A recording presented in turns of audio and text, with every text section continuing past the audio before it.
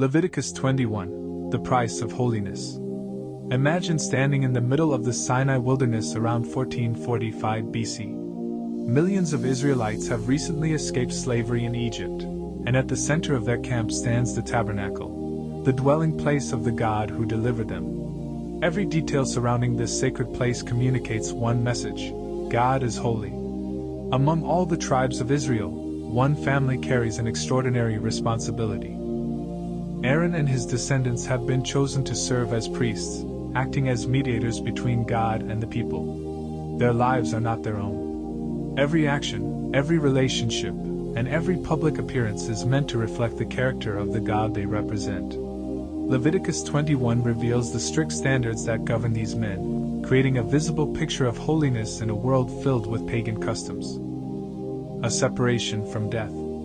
In the ancient Near East, death represented the curse of a broken world. While neighboring cultures often centered religious rituals around death, ancestor worship, and communication with the dead, Israel's priests were called to demonstrate something entirely different: the worship of the living God.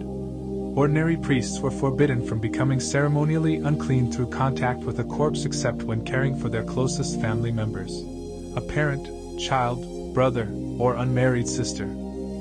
Even these limited exceptions highlighted that ministry to God required careful protection from ritual impurity. The high priest lived under even greater restrictions. Because he carried the sacred anointing oil and represented the entire nation before God, he could not interrupt his service even for the death of his own father or mother. His commitment to God's presence superseded every personal obligation. The priests were also forbidden from adopting pagan mourning rituals. In surrounding Canaanite religions, grieving often involved shaving portions of the head, mutilating the body, or making ritual cuts in an attempt to honor the dead or influence spiritual powers. God prohibited these practices entirely. His servants were not to imitate superstition or idolatry but to trust Him alone. Holiness in family life. The priesthood extended beyond the sanctuary and into the home. Marriage was not viewed simply as a private matter but as an extension of the priest's sacred calling.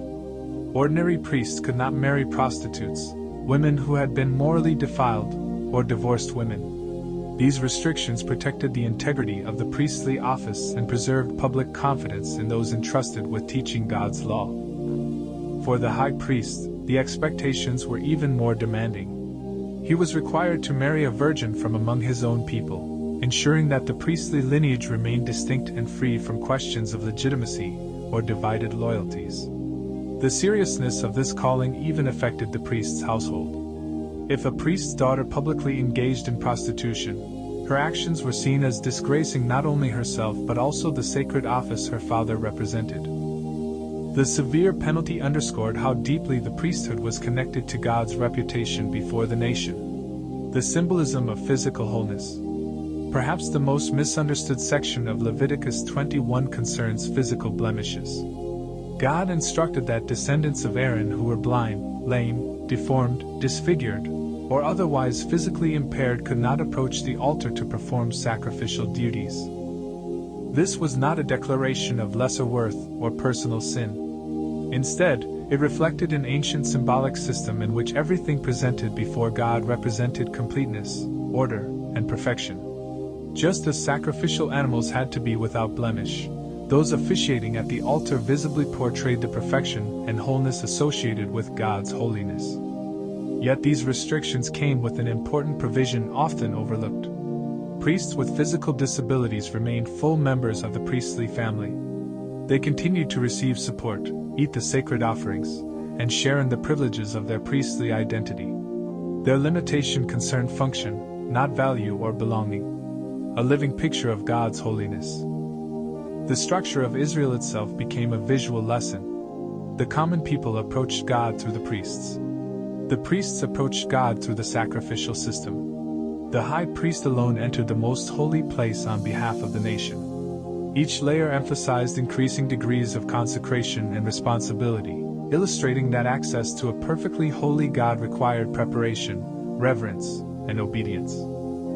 These laws distinguished Israel from every surrounding culture. While pagan religions often blurred the lines between sacred and profane, Yahweh demanded that those who represented him live visibly different lives, looking beyond the wilderness. For ancient Israel, these regulations preserved the purity of worship and taught profound lessons about God's character. Yet they also pointed forward to a greater reality. The elaborate standards for priests exposed humanity's inability to achieve perfect holiness on its own and created anticipation for a flawless mediator who could permanently bridge the gap between God and his people. Leviticus 21 is therefore more than a list of regulations. It is a portrait of a God whose holiness shapes every aspect of life and who calls those who serve him to reflect his character.